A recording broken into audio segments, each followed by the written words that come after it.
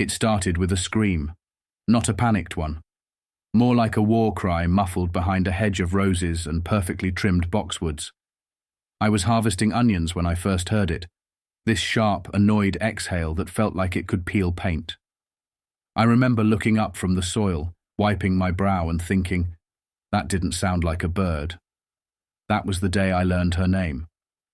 Karen. Not whispered or rumoured, but declared like a royal title. She was standing just beyond my property line, arms crossed, mouth pursed, judging the world with the full force of suburban righteousness. She didn't say hello. She didn't introduce herself. She simply asked, "Do you intend to leave that pile of wood there permanently?" And just like that, peace became a memory. When I first moved here, the world felt brand new. I had left the thrum of city life behind. No more elevators that smelled like cologne and despair. No more parking tickets stacked like unpaid dues to an angry government. Just space. Real, open, breathing space. 5 acres of it. My grandfather's land, wild in some parts, tamed in others. The farmhouse creaked like an old storyteller with every breeze, and the fields whispered things I hadn't heard in years. I spent my days rebuilding the porch, planting heritage vegetables, and teaching myself how to live slower. There was nothing but birds, bees, and the occasional deer to break the silence, and I loved every second of it. Until her. Karen moved into the modern monstrosity just over the ridge, an angular glass and metal cube that looked like it had been airlifted out of Silicon Valley and dropped into the heartland as some kind of punishment. You could see her house from the top of my field, a smug architectural insult to every tree it displaced. And within a week of moving in, she had already filed a complaint with the county about unpermitted structures on adjacent properties. I was one of them. The structure in question, my chicken coop. Built by hand with love and sturdy cedar, it housed 12 of the happiest hens on this side of the state. But to her, it was an eyesore, a violation, a threat to the sacred order of her manicured lawn universe. I found the first official notice folded under a rock on my porch, like a passive-aggressive message in a bottle. It claimed my compost bin was attracting vermin, and that my tomatoes were growing beyond reasonable residential height limits. I didn't even know that was a thing. I shrugged it off. Maybe she was just a little high-strung, I thought. Maybe she just needed time to adjust. I was wrong. That was her opening salvo, and it wouldn't be her last. About a week later, I was in the middle of stacking firewood when I heard footsteps on gravel. Not the casual shuffle of a neighbor stopping by to chat, but the sharp, determined click of expensive orthopedic shoes. Karen marched straight up to the edge of my property line like she was serving a warrant. No smile, no wave, just a clipboard. "Are those chickens of yours registered?" she asked. I blinked. "Registered?" "Yes," she said, tilting her head. "There are ordinances about livestock in non-agricultural zones." I started to explain that this area was agricultural, had always been, and I had the zoning paperwork to prove it. But she interrupted with a sigh so loud it startled a finch from the nearby oak. "We're trying to build a community here," she said, "and some of us believe in standards." Then she turned around and walked off like she'd just delivered the Gettysburg Address. The thing was, up until Karen, there wasn't really a community here. Just a few scattered homes, the occasional friendly wave, and a shared respect for space. People came here to get away from HOAs and neighborhood watch patrols and nosy lawn-obsessed retirees. But Karen wasn't interested in fitting in. She was here to conquer. She hosted her first neighborhood welcome event 2 weeks later. I wasn't invited, of course. I found out about it from old Mr. Delaney down the road, who came by the next morning with a leftover quiche and an apology. Apparently, Karen had spent a good 15 minutes at the gathering, telling everyone how my chickens were dragging down property values and that she'd be exploring legal avenues. if I didn't start respecting the visual harmony of the neighborhood. Visual harmony. She said it like she was discussing a symphony, not a couple of raised beds and a rustic scarecrow. The next day, I found a brochure stuck in my mailbox. It was titled Living in Harmony, Guidelines for Rural Property Aesthetics. It was clearly homemade, with a stock photo of a smiling couple who looked like they'd never seen a blade of grass out of place. Inside were bullet points like minimize unsightly yard objects, avoid excessive garden clutter, and embrace symmetry in landscaping. On the back, in small print, was a signature. Karen H., Neighborhood Aesthetic Committee. We didn't have a neighborhood committee, but now apparently we did, and she was president, judge, and jury. Things escalated faster than I could respond. I'd fix a fence post, and the next morning I'd find a sticky note on it labeled structurally unstable. I painted my barn door red, and within 24 hours, Karen had hung a fabric sample on my gate labeled Approved Tones for Exteriors, featuring beige, and more beige. She filed complaints. I filed rebuttals. She left flyers. I left them unread. It was like a cold war waged with recycled paper and legal loopholes. And the worst part? She was always watching. Not obviously, no binoculars, no drones. But you could feel it. That invisible weight of her disapproval pressed into your skin whenever you stepped outside. Every rake, every shovel, every time I so much as pruned a branch, I half expected her to appear out of thin air and scold me for disturbing the rural peace she claimed to value so much. But the final straw came when I saw the survey flags. Bright orange plastic markers stabbed into my land like tiny warning signs. I followed them along the edge of my property and found a fresh line carved into the dirt. She was trying to redraw the boundary, claim a few feet here, a few feet there, enough to make you doubt where your own land ended and hers began. That's when I knew. This wasn't just about vegetables or chickens or compost.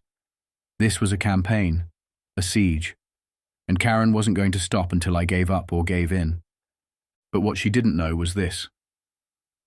I don't scare easy, and I sure as hell don't move for made-up mayors of imaginary committees. It started with the cucumbers. That was the first thing I noticed. The leaves, once lush and bright, had gone mottled and limp overnight. I figured it was a fungus or a watering issue, nothing that a little neem oil and attention couldn't fix. But the next day, the kale was curling in on itself, turning yellow at the edges. The carrots stopped thriving. The zucchini, usually unstoppable, just gave up. It didn't feel like nature. It felt like sabotage. At first I blamed myself. Maybe I'd over-fertilized. Maybe a bad batch of compost. But my instincts were screaming otherwise. The soil had always been good here, rich and dark, tilled by 3 generations before me. It had never failed me. But now, patch by patch, it was dying. Then came the smell. It was faint, chemical, sharp. I picked it up while walking the edge of my main bed one morning, a strange, bitter scent lingering near the southern row where I'd planted heirloom tomatoes. I knelt down and sifted the soil through my fingers. Beneath the earthy aroma of wet dirt, something synthetic lingered. I dug deeper and found a subtle discoloration, just enough to make me pause. Not oil, not rot, something artificial. That night I sat on my porch long after the stars had taken their place in the sky, thinking about everything that had happened since Karen moved in. The insults, the flyers, the false complaints. And now this, something I couldn't prove but could feel. That's when I remembered what she had said to me weeks before, standing at the edge of my property like a vulture in yoga pants. Some people just don't belong here. You know that, right? At the time, I brushed it off as a petty jab, but now I realized it had been a warning. A few days later, I found the remains of something near my chicken coop. Feathers, scattered. Not enough to be one of my birds, thankfully, but enough to know something had gotten too close. That night, I doubled the locks, reinforced the fencing, and slept with one eye open. Something wasn't right. And it was about to get worse. Karen, for her part, was keeping her distance. But she was never far. Always out front with her clipboard, making calls, pacing her pristine gravel path like a general planning her next offensive. The silence wasn't comforting. It was strategic, a calm before the storm. And the storm came the morning I found a half-empty bottle of weed killer wedged between my compost bin and the fence. It was industrial strength, the kind used by highway maintenance crews to clear entire embankments. Definitely not something you'd use on a driveway crack. The label had been scratched off, but the smell was unmistakable, and it had been left there intentionally, like a message. That was when I started thinking more seriously about protecting what mattered most to me. My root cellar. It wasn't just storage. It was legacy. My grandfather had dug it by hand, carved out of the hillside like a secret. Its walls were thick stone, cool year-round. Inside, shelves lined with jars of pickled okra, strawberry preserves, and fermented cabbage stood like sentinels. My produce from summer's bounty rested in neat crates: beets, potatoes, onions, every one of them grown with care, saved with purpose. It was more than food. It was history. It was mine. I made some upgrades, quiet ones. Reinforced the door with a secondary mechanism. Changed the locks. I even added a few smart features to the entry. Not because I expected anyone to actually try something, but because the thought had wormed its way into my brain and refused to leave. I wanted peace of mind, even if I couldn't get peace from my neighbor. A week went by without incident. Then another. I dared to hope. Maybe she'd found another target. Maybe she was focusing on over-decorating for Halloween like she had the year before, turning her lawn into a LED-powered carnival of tastefully terrifying pumpkins. Maybe I'd imagined all of it, jumping at shadows, inventing enemies from paranoia. Then, on a Thursday night, I was finishing up some late planting, trying to get the last of the winter spinach in before the frost set in, when I felt it. That pit in the stomach, the tension, the gut-deep knowledge that something was wrong. I looked toward the cellar. The door was ajar. Panic isn't always loud. Sometimes it comes on like a whisper. My steps quickened. The moonlight hit the slope just right, and I saw movement, a figure disappearing inside the cellar. It was swift, almost graceful, but I knew that posture, that silhouette, that awful posture of superiority wrapped in high-end athleisure. Karen. She didn't even try to hide. I watched from the shadows as she stepped inside, lugging something in a heavy canvas bag that sagged with the unmistakable shape of a bottle. Not a wine bottle, not vinegar. This was large, plastic, thick, chemical grade. I felt my blood go cold. It wasn't suspicion anymore. It wasn't theory. It was happening.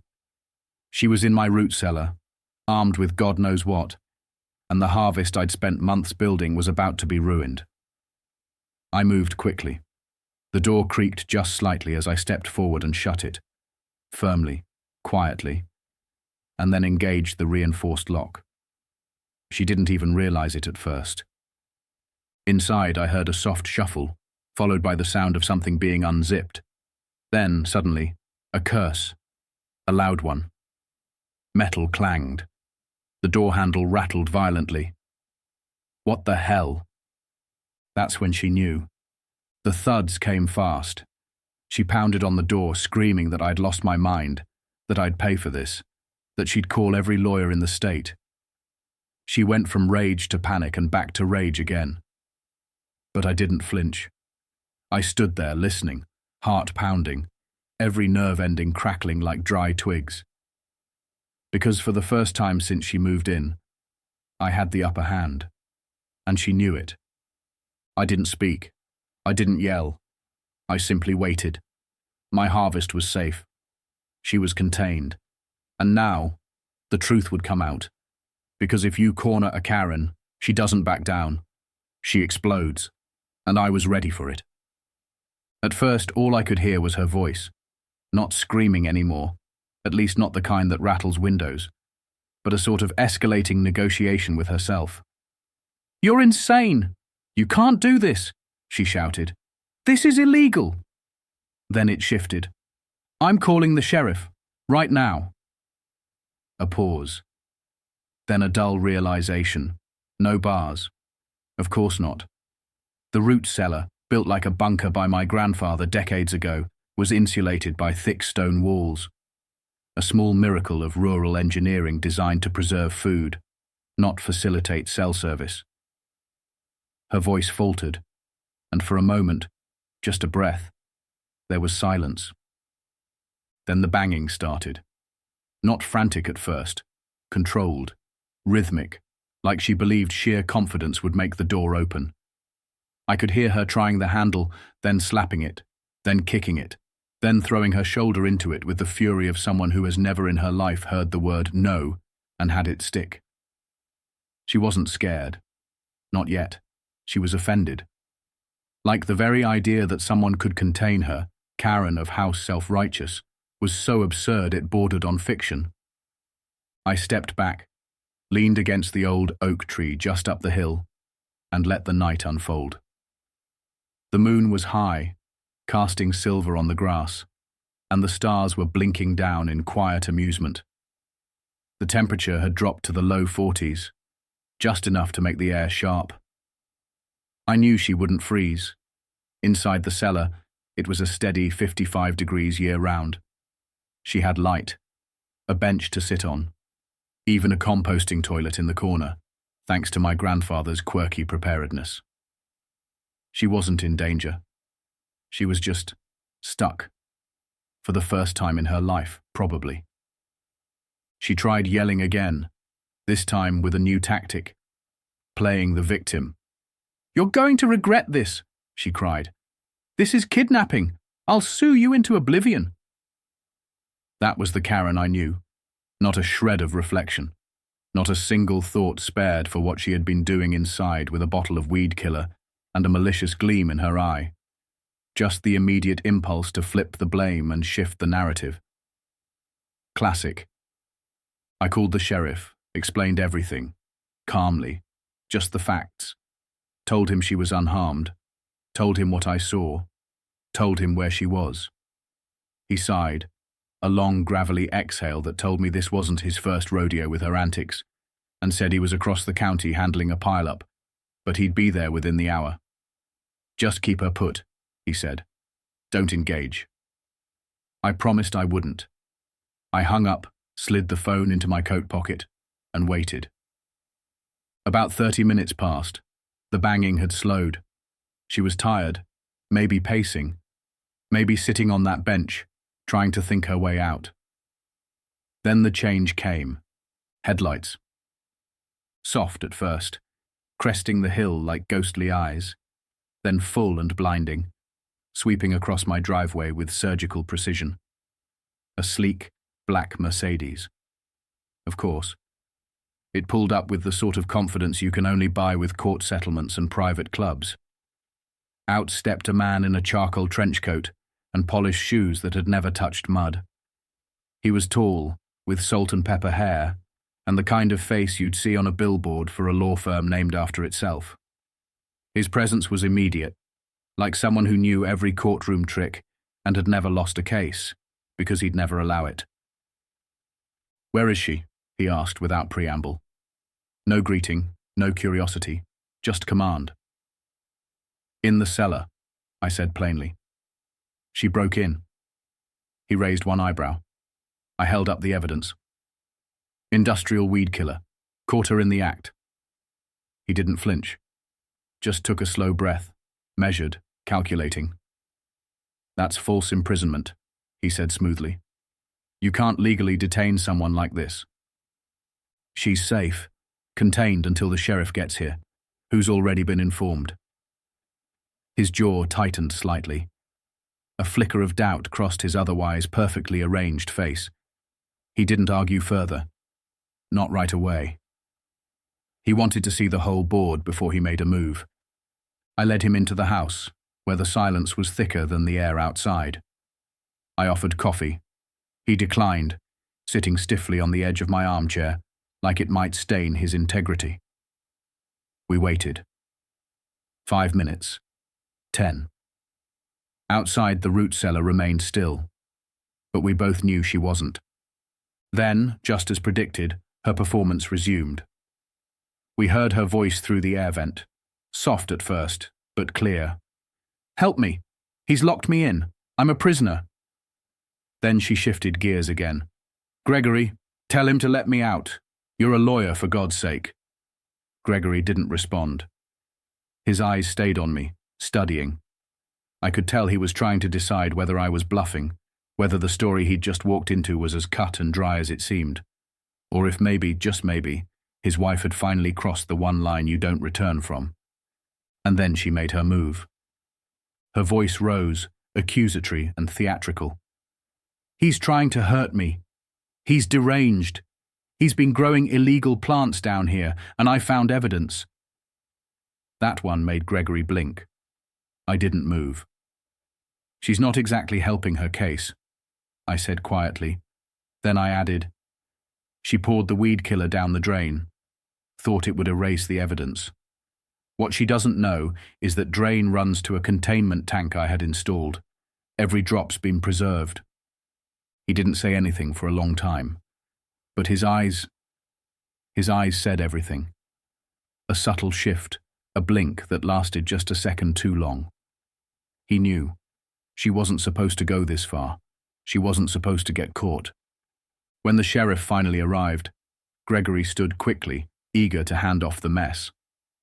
Sheriff Donahue walked in like a man who'd seen too much nonsense in one lifetime and was too old to pretend otherwise.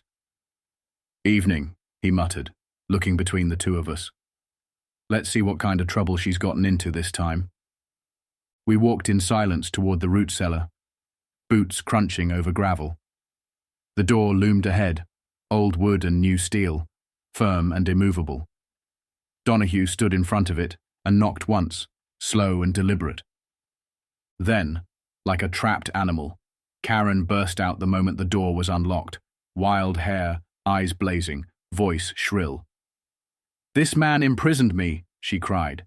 "He locked me in there like a criminal." The sheriff didn't even blink. "Well," he said, calm as ever, "did you break into his property and bring a container of poison with the intent to destroy his food supply?" Karen froze. A beat passed, then two, and finally, she dropped the act, just a little, not fully, but enough.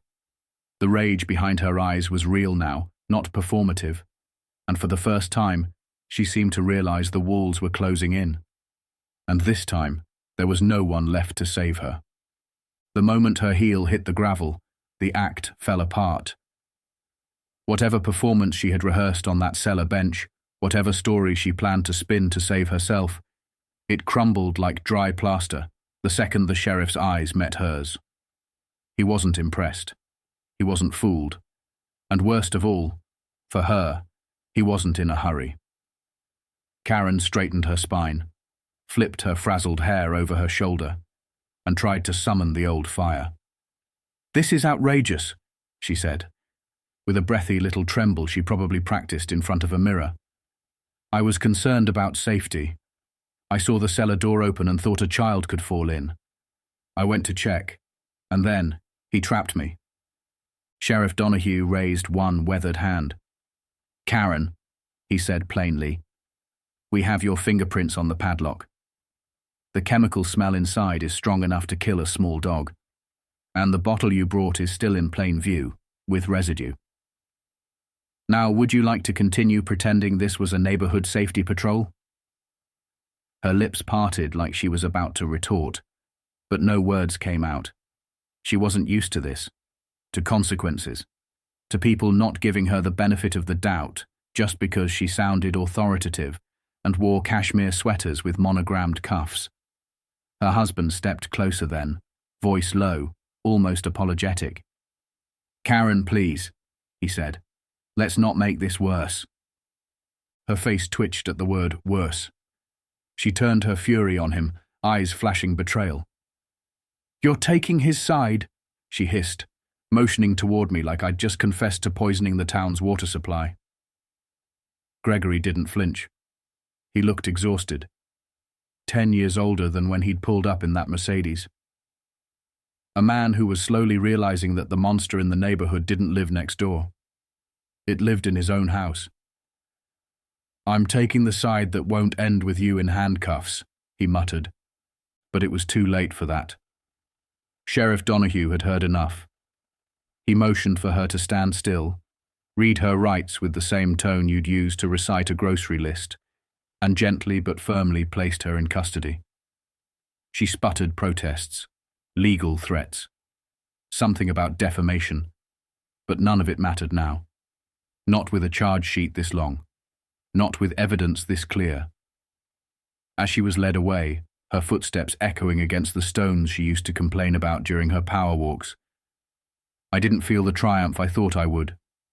No relief, no victory lap, just a kind of hollow stillness, like the eye of a storm that finally passed, but left a silence too wide, too unfamiliar. Gregory lingered behind.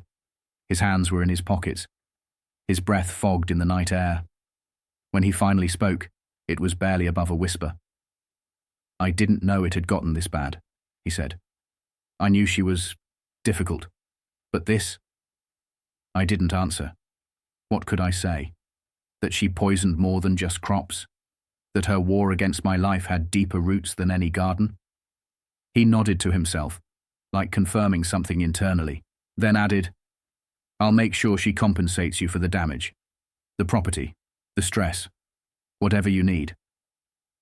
He paused, then looked me square in the eye. "And I'll make sure she never steps foot near here again." I nodded, and just like that, he walked back to his car, shoulders heavy, suit creased, silence trailing behind him like a coat he no longer wanted to wear. In the days that followed, the story exploded through the county like wildfire in dry brush. People who had never said more than 2 words to me at the feed store now approached with sympathy, with gossip, with their own Karen stories that they suddenly felt safe enough to share. Turns out I wasn't the only one she'd targeted, just the only one who fought back. The sheriff filed a full report. Charges were official: trespassing, attempted destruction of property, possession of hazardous substances, and, pending further investigation, environmental endangerment. That last one was serious. The weed killer Karen had tried to use wasn't some store-bought spray. It was banned in several states. If she had succeeded in dousing my produce, it wouldn't have just killed the crops. It could have tainted the groundwater, poisoned wildlife, made the soil infertile for years. The lab confirmed it. A few more ounces, and my entire harvest could have turned toxic. I had the damage assessed. Soil testing began immediately. Some of my late-season vegetables, beets, radishes, kale, were already compromised. We had to dispose of them all. The preservation jars stored near where the chemicals were poured had to be tossed too. I watched as weeks of labor, jars I had carefully sealed and stacked by hand, were carried out in hazmat containers and sealed shut like evidence at a crime scene. It was gutting. Like watching a part of my family's legacy be wiped clean by someone else's vendetta. But something else began to take root in that space. People started showing up. Not just neighbors, but folks from 2, 3 towns over, bringing pie, advice, soil samples, even offers to help replant. The county sent an environmental specialist who offered free remediation consulting. Word spread, and soon what started as a private nightmare became a public project. Restoring the soil, rebuilding trust, reclaiming what had been stolen not just from me, but from every person who believed in the value of working the land without having to fight to defend it. I installed a new sign near the edge of my field, carved by hand from a fallen oak, Redemption Acre. It felt right. Because this land had been tested. And so had I. But we both survived. And as for Karen, well, she's no longer the queen of anything. The court ordered her to pay restitution, attend mandatory psychological counseling, and maintain a strict no-contact order. Her image around town has shifted. Not from feared to pitied, no. From untouchable to irrelevant. That's worse, in her world. That's the real exile. So now, when I step outside in the early morning and the frost clings to the grass, I don't look over the ridge expecting a new battle. I just breathe. Deeply. Fully. And I let the peace settle back in, where it belongs. Because in the end, the land remembers who tended it with care, and who tried to destroy it, and it always grows back stronger than before.